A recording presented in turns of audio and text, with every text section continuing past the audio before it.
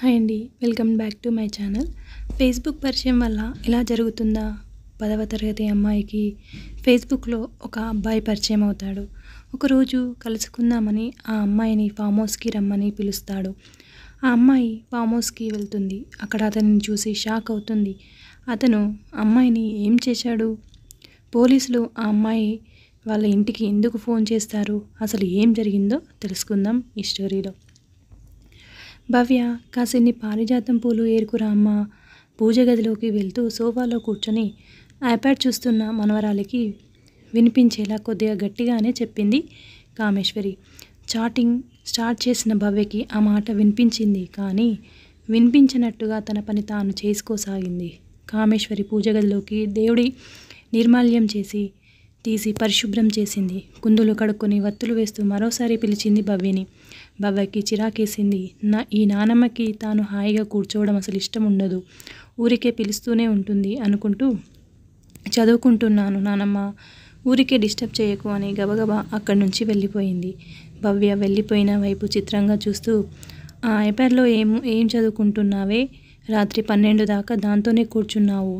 తెల్లారకముందే నిద్రలేచి మళ్ళీ అదే పని పట్టుకున్నావు.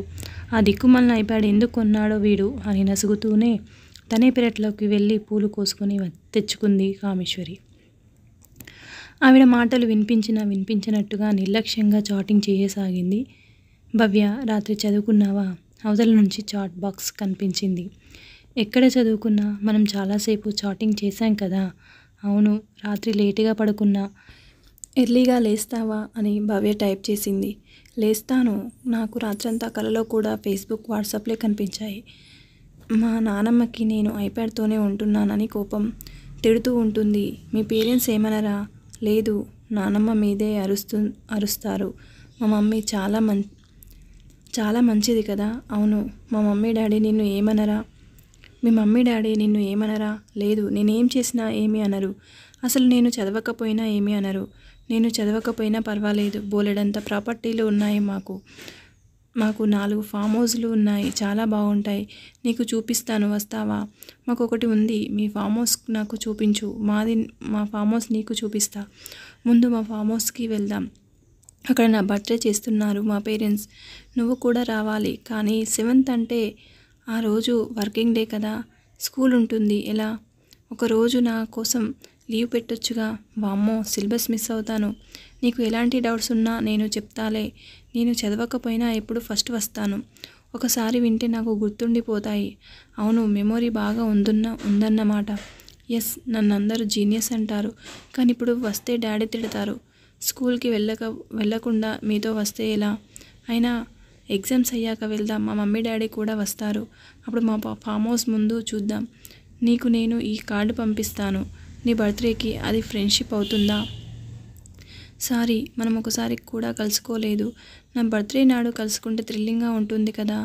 బెస్ట్ ఫ్రెండ్ నా బర్త్డేకి రాకపోతే నేను ఫీల్ అవుతాను. ప్లీజ్ రా. భవ్య అంటే భవ్యకి జాలేసింది. సరేలే, కొంచెం ఆలోచించి చెప్తాను. ఇక బాయ్. నేను బ్రష్ చేసుకోవాలి, పాలు తాగాలి. బాయ్. సరే అయితే బాయ్. భవ్య చాట్ బాక్స్ క్లోజ్ చేసింది. 2 నెలల క్రితం అనుకోకుండా ఫేస్బుక్లో పరిచయం అయ్యారు భవ్య, గౌరవ్. ఇద్దరు ఒకే వయసు. ఇద్దరు చదివేది 10th. అందుకే త్వరలోనే ఇద్దరి మధ్య సన్నిహిత్యం కుదిరింది. పగలంతా స్కూల్లో ఉంటుంది కాబట్టి చాట్ చేయకపోయినా రాత్రి 10 నుంచి 12 దాకా ఏం మాట్లాడుకుంటారో తెలియనంతగా ఏవేవో కబుర్లు చాట్ బాక్స్లో దొర్లిపోతుంటాయి. తిరిగి తెల్లవారడంతోనే ఓపెన్ చేయడం, మళ్ళీ అతను చాట్ బాక్స్లోకి రావడం మామూలైపోయింది. ఇప్పుడు ఒకరోజు అతనితో చాట్ చేయకపోయినా భవ్యకి ఏదో కోల్పోయిన ఫీలింగ్ కలుగుతుంది. భవ్య పుట్టినరోజుకి తండ్రి తిలక్ ప్రేమగా కొనిచ్చాడు ఐప్యాడ్. నీకేం కావాలిరా గిఫ్ట్ అయినా ఆయన అడగగానే ఐప్యాడ్ అని టక్కున చెప్పేసింది భవ్య.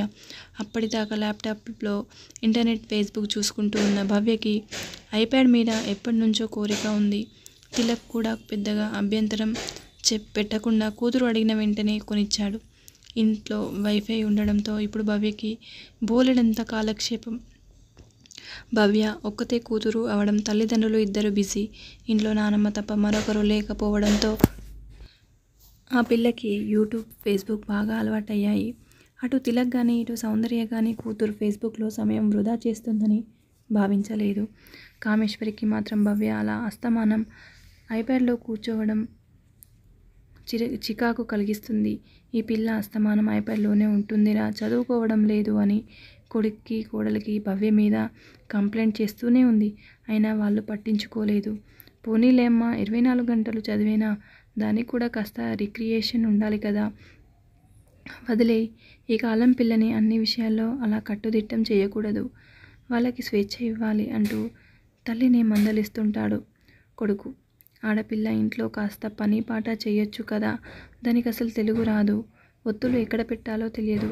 తన పేరునే భవ్య అని స్పష్టంగా పలకలేక భవ్య అంటుంది. నా దగ్గర రోజు 1 గంట సేపు తెలుగు నేర్చుకోమని చెప్పినా వినడం లేదురా, ఆ దిక్కుమాలిన డబ్బా ఎందుకు కొనిచ్చావో ఏంటో అంటూ నసుగుతుంది. సౌందర్యకి చిరాకు వచ్చేసి 10 సార్లు ఆడపిల్ల ఆడపిల్ల అంటూ అదేదో నేరం చేసినట్టు అనకండి, మీకు ఎందుకు దాని సంగతి, వదిలేయండి, తల్లిదండ్రి మేమున్నాంగా చూసుకుంటాం, అయినా ఇప్పుడు అది తెలుగు నేర్చుకుని తెలుగు పంతులు అవ్వాలా అంటూ అత్తగారిని గౌరవంగానే దులిపివేయడంతో నసుగుతూ మనసులోనే దాచుకుని అప్పుడప్పుడు అదంతా భవ్య దగ్గర ప్రదర్శిస్తూ ఉంటుంది.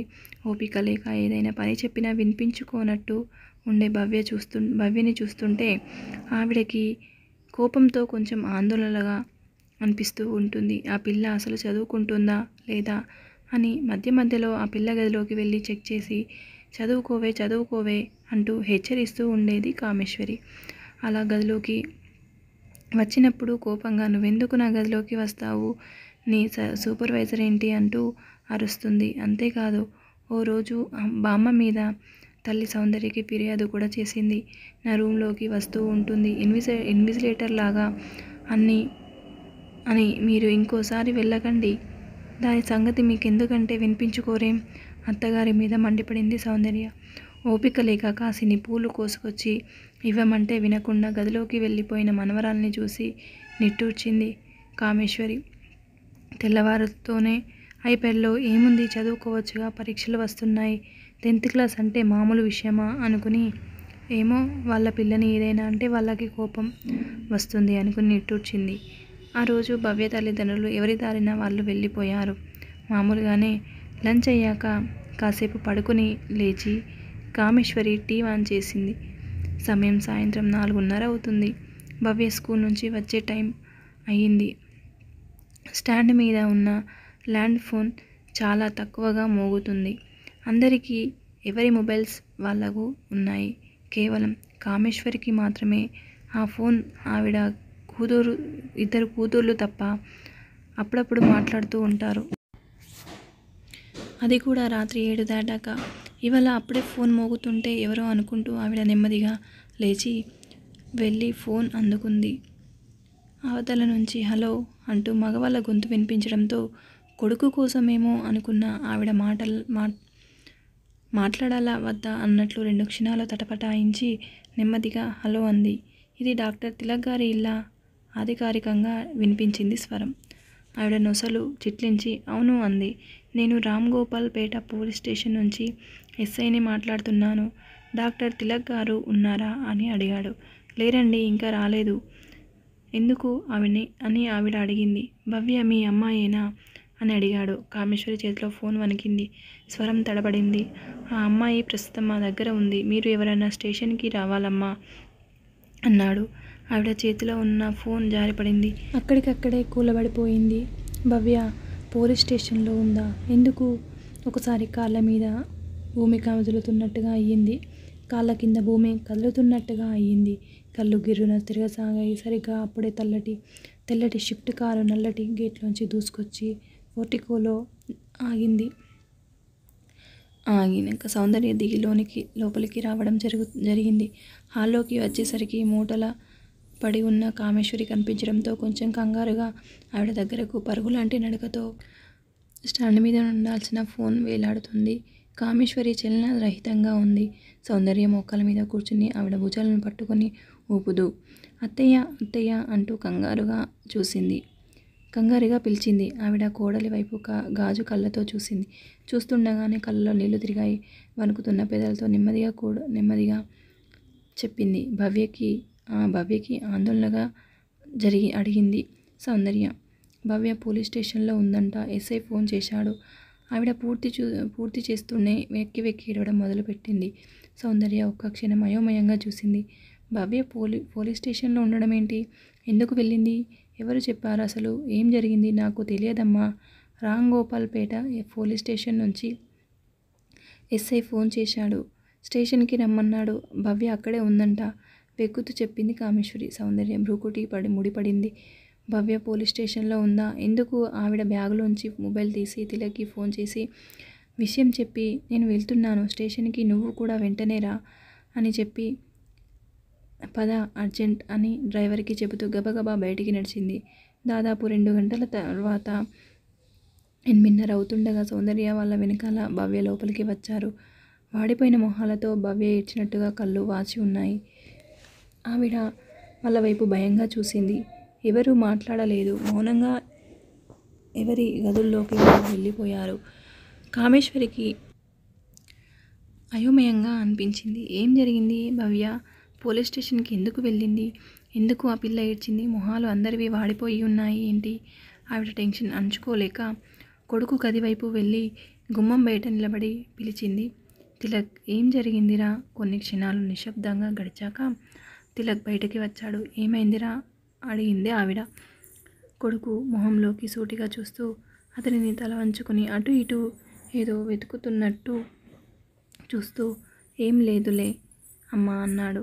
ఏం లేకపోవడం ఏంటి? మీరంతా ఎందుకు ఇలా ఉన్నారు? అసలు అది పోలీస్ స్టేషన్కి ఎందుకు వెళ్ళింది ఏంటో చెప్పరా? నాకు దడగా ఉంది అంది ఆవిడ బ్రతిమిలాడుతున్న స్వరంతో. తిలక్ నెమ్మదిగా అన్నాడు. చిన్నపిల్ల కదా అమ్మా, ఫేస్బుక్ నమ్మి మోసపోయింది. ఇప్పటి నుంచి జాగ్రత్తగా ఉంటుందిలే, కంగారు పడకు. అసలేం జరిగింది? ఆవిడ అడిగింది. సౌందర్య విసురుగా వచ్చింది. అబ్బబ్బా, ఏంటండి మీ గోల? ఏదో జరిగింది. మీకు అన్నీ చెప్పాలా? సరే చెబుతున్నా వినండి. తన వయసు కుర్రాడే అనుకుని స్టడీ డిస్కషన్ చేయొచ్చుగా అని ఒక కుర్రాడు ఫేస్బుక్లో పరిచయం అయితే వాడితో స్నేహం చేసింది. వాడు ఒకసారి కలుద్దామన్నాడట. సరే అని వాడు చెప్పిన చోటుకి వెళ్ళింది అంటూ ఆపేసింది. అయితే కామేశ్వరి విస్మయంగా చూసింది. దానికి పోలీస్ స్టేషన్కి సంబంధం ఏంటి? సౌందర్య లోపలికి వెళ్ళిపోయింది. సన్నగా నిట్టూర్చి తిలక్ చెప్పసాగాడు. కానీ కుర్రాడు కాదు, 30 ఏళ్లవాడు, పెద్ద క్రిమినల్. ఫేస్బుక్లో తన చిన్నప్పటి ఫోటో పెట్టి అమ్మాయిలను మోసం చేస్తూ ఇలాగే కొంతకాలం చాటింగ్ చేసి ఓసారి కలుద్దామంటూ ఓ చోటుకి రమ్మంటాడట. అక్కడ వీటిని చూసి అమ్మాయిలు తన ఫేస్బుక్లో చూసిన ఫోటో కాకపోవడంతో కన్ఫ్యూజ్ అవుతుంటే, పలానా వాడు మా అబ్బాయి, మా ఇంటికి వెళ్దాం పదా అంటూ ఎక్కడికో తీసుకెళ్ళి తిలక్ చెప్పడం ఆపేసి కర్చీప్తో మొహం తుడుచుకుంటున్నాడు. తీసుకెళ్ళి గాబరాగా అడిగింది కామేశ్వరి. కొందరిని రేప్ చేసి చంపేశాడట. మన అదృష్టం భవ్యవాడి వాలకం కనిపెట్టి వెంటనే షీ టీమ్కి ఫోన్ చేసిందంట. వాళ్ళు వెంటనే వెళ్ళి వాడిని పట్టుకుని భవ్యని మనకి అప్పగించారు. కామేశ్వరి కింద పడిపోయింది. ఆవిడని పట్టుకుని కుదుపుతూ అమ్మా అమ్మా అంటూ పిలిచాడు. సౌందర్య గబగబా అక్కడికి వచ్చింది. తన గదిలో ఉన్న భవ్య కూడా పరిగెత్తుకుంటూ వచ్చింది. కామేశ్వరి ధారగా కారుతున్న కన్నీళ్లతో కొడుకు వైపు చూస్తూ అంది. అందుకేరా నేను ముత్తుకున్నాను. రోజు వార్తల్లో అనేకం వింటున్నాను. పిల్లని జాగ్రత్తగా కనిపెట్టుకోవాలి అని. మీరు విన్నారా? పెద్దదాన్ని నేను ఇక్కడ ఉండి కూడా ఏమీ చేయలేకపోయాను. పిల్లని ఆ భగవంతుడే కాపాడాడు కాబట్టి సరిపోయింది. లేకపోతే ఏమై ఉండేది? ఆడపిల్ల అయినా మగపిల్లలైనా ఒక వయసుకు వచ్చిన తర్వాత వాళ్ళంతటా వాళ్ళు సొంతంగా ఆలోచించుకునే స్థాయికి ఎదిగేదాకా ఎవరో ఒకరు వాళ్ళ గురించి ఆలోచించాలిరా. నాన్న, మీరు బిజీగా ఉన్నారు కానీ నేను ఖాళీగానే ఉన్నాను కదరా ఇంట్లో. రేపు జరగకూడనిది ఏదన్నా జరిగి ఉంటే నలుగురు నా మొహం మీద అనరాని మాటలు అనేవారు. పెద్దదానివి నువ్వు ఉండి కూడా ఏం చేశావు అని అంటారు. మీకు అక్కర లేకపోయినా దాని భవిష్యత్తు కోసమైనా నా పెద్దరికం నిలపండిరా దీనంగా చెప్పింది కామేశ్వరి. తిలక్ అవునన్నట్లు తల ఆడించాడు. సౌందర్య మాట్లాడలేదు. భవ్య మోకాళ్ళ మీద కూర్చుని కామేశ్వరి కన్నీళ్లు తుడుస్తూ అంది. సారీ నానమ్మ, అలా అవుతుందని అనుకోలేదు. ఫేస్బుక్లో ఎగ్జైటింగ్ కనిపించి ఫ్రెండ్షిప్ చేశాను, సారీ అంది. ఆవిడ భవ్య చేయి అందుకుని ముద్దు పెట్టుకుంది. Thank you for watching. ఈ స్టోరీ మీకు నచ్చినట్లయితే కామెంట్ సెక్షన్లో తప్పకుండా కామెంట్ చేయండి, ఎలా ఉందో చెప్పండి.